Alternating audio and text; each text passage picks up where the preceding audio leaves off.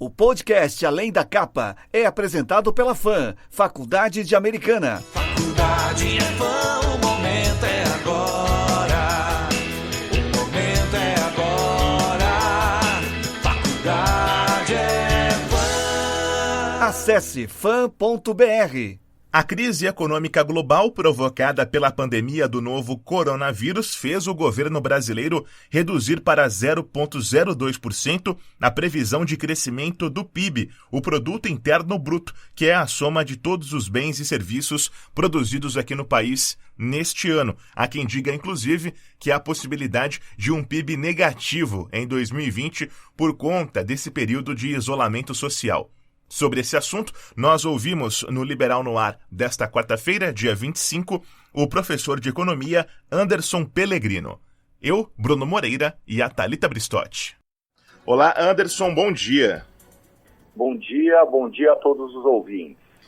Anderson, eu gostaria que você pudesse explicar, trocar em miúdos para o nosso ouvinte, de que maneira o resultado do PIB vai demonstrar o tamanho do impacto desses dias de comércio fechado, de atividade econômica mais tímida por conta desse contexto especial que a gente tem vivido em função do novo coronavírus.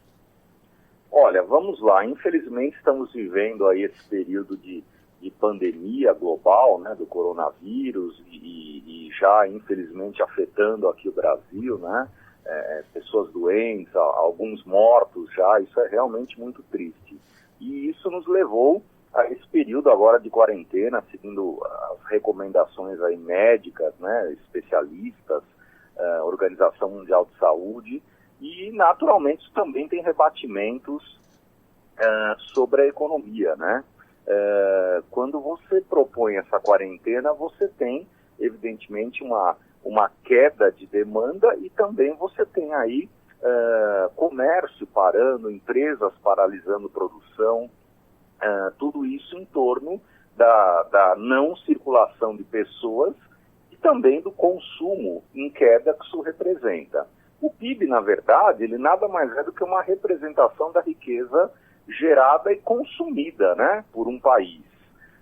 Evidentemente que se a produção cai e também o consumo cai em função dessa paralisação em larga escala, a tendência é que o nosso PIB desacelere, podendo caminhar, inclusive, para um patamar negativo nos próximos meses, né? O que a gente chama de recessão técnica, né? Quer dizer, o PIB apresentando, durante aproximadamente 2 trimestres, um desempenho negativo. Então, ele nada mais é do que um indicador que representa a riqueza gerada e produzida e consumida também, e que, evidentemente, se reduzirá em função do período atual, que é um período de exceção relacionado a esse grave problema de saúde pelo qual estamos passando em escala global, né? E Anderson, em relação à recuperação, o senhor acredita que ainda esse ano, talvez lá no fim do ano, a economia já comece a se recuperar? Ou é um impacto que deve durar aí por um longo prazo no país? Olha, é ainda difícil fazer uma previsão mais assertiva.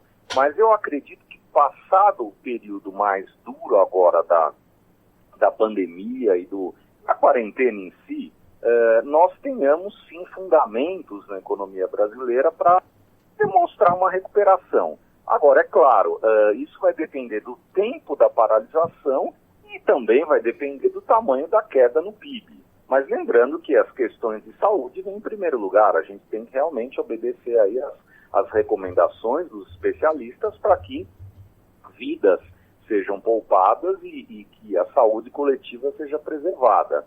Mas, claro, a economia brasileira tem fundamentos, ela tem estrutura para se recuperar, ainda que não saibamos se isso deva acontecer esse ano ou talvez seja algo para o ano que vem. Provavelmente o PIB desse ano deve ficar aí num patamar baixo, talvez até negativo, tá?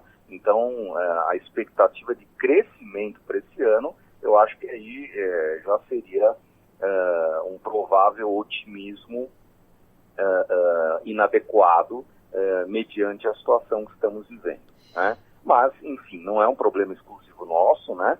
O mundo está passando por isso e nós temos que apresentar aí essa capacidade de recuperação, tão logo a questão de saúde se amenize, né?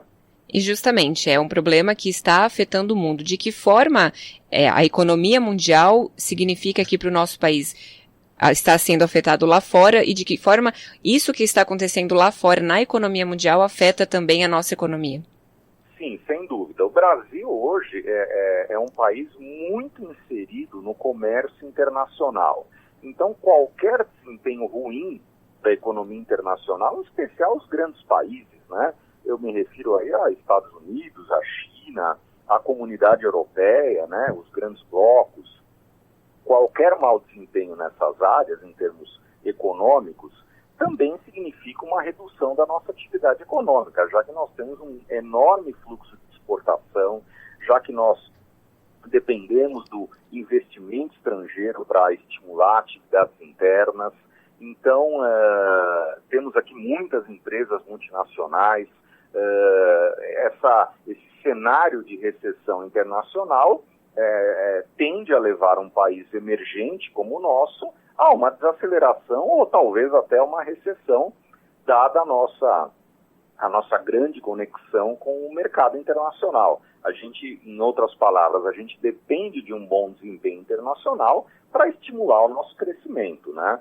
E evidentemente que o contrário se aplica. Se esse bom desempenho não ocorre, isso é um desestímulo à nossa economia, não há dúvida. São 7h27, aqui no Liberal no Ar, nós estamos ouvindo o Anderson Pellegrino, que é professor de economia, falando sobre o PIB, a economia relacionada a esse momento de crise vivido pelo novo coronavírus, o que ele tem motivado de reflexo nesse campo da economia. Agora, Anderson, é curioso também para quem não está no dia a dia da economia, conseguir demonstrar como, às vezes, o intervalo que aparentemente não é muito grande, quando você olha 365 dias do ano, imaginar o tamanho que um prazo de 15 dias, um período de 15 dias de quarentena pode impactar. Talvez um pouco mais porque o ritmo já foi diminuindo antes mesmo do decreto de quarentena aqui no estado. É isso mesmo, o Anderson, mesmo pequenos períodos, pequenos eu digo entre aspas, né, para a gente olhar como um todo, como eles podem representar uma grande perda quando se olha o saldo de um ano inteiro no cálculo do PIB ou de outros indicadores econômicos? Olha, sem dúvida é significativo, são 15 dias aí que não estavam planejados, né, e durante o período há uma paralisação de produção, o comércio varejista praticamente fechado, autônomos, aí, microempresários não produzindo ou produzindo muito pouco, né? Isso tem impacto sim. Agora, a gente deve somar tudo isso o fato de que essa paralisação ela já vinha numa onda crescente antes mesmo do começo da quarentena oficialmente, né? Ela pode eventualmente se estender por um período a mais, a gente não sabe ainda, vai depender aí da análise da própria pandemia, né? De como o vírus se comporta aqui no nosso país, né?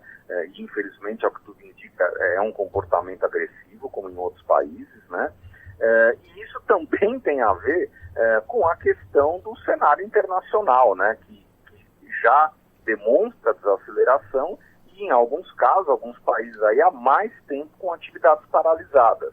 Então, no fundo, eu tenho que juntar todos esses elementos, a quarentena, o que já vinha um pouco antes, o que pode vir depois, né, em termos de paralisação ou de redução de atividades econômicas, e também o que está acontecendo lá fora. Quando eu junto tudo isso, aí eu não tenho dúvida, sim, vamos dizer, um apanhado aí de ingredientes, de elementos, né, que são muito capazes de puxar o PIB para baixo, e de maneira significativa, tá?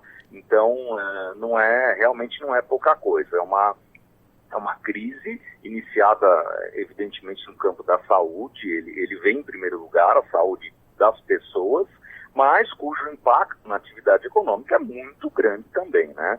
Então, os 15 dias são importantes aí em termos de impacto sobre a economia, mas eu prefiro olhar o conjunto.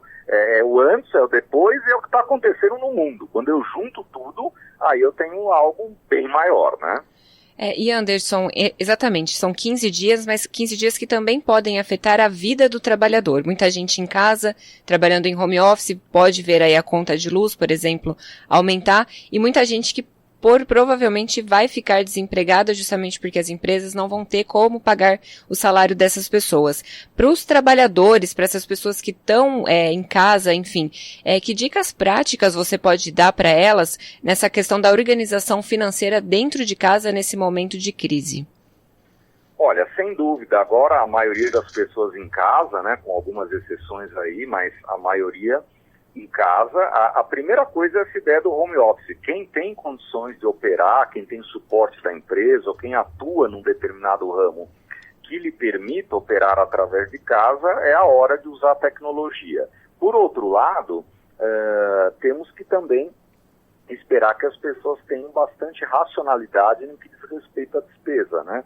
Uma vez em casa, procurar ter sim o seu controle de gastos aí, tentar organizar receitas e despesas, uma vez até que muitos, por não estarem circulando, podem ter aí algum alívio de despesa, de transporte, de refeições fora do lar, né? Isso tudo pesa no balanço de qualquer pessoa. Agora, evidentemente que há uma grande camada da população aí de baixa renda, nós temos muitos autônomos, microempresários, nós temos que aguardar, sim, medidas que venham por parte do governo no sentido de amenizar o impacto drástico na renda dessas pessoas. Algumas medidas até já foram divulgadas recentemente, ainda em fase de aprovação ou de implementação, mas de toda forma, esse é um momento importante para o agente econômico, o governo, entrar em ação, tentando, não digo resolver, mas amenizar o impacto negativo sobre a renda das pessoas, em especial de renda mais baixa, né? Como se eu dissesse, é um salvo-conduto para atravessar esse período de tempestade e tão logo a atividade econômica retome gradativamente, a expectativa é de que a renda volte a ser fomentada para todos, né? Em todas as camadas sociais, tá? Mas a organização financeira nesse momento, doméstica, vamos dizer assim, é importante para preservar a renda ou, enfim, mesmo que não preserve renda, racionalize gastos, tá? Tá certo, Anderson. Muito obrigada pela disponibilidade por falar com a gente aqui no Liberal no Ar. Eu que agradeço, um bom dia a todos. Um bom dia, conversamos com o Anderson Pellegrino, ele que é professor de economia e falou aqui no Liberal no Ar sobre a previsão de crescimento do produto interno bruto neste ano no Brasil, que caiu para 0,02%.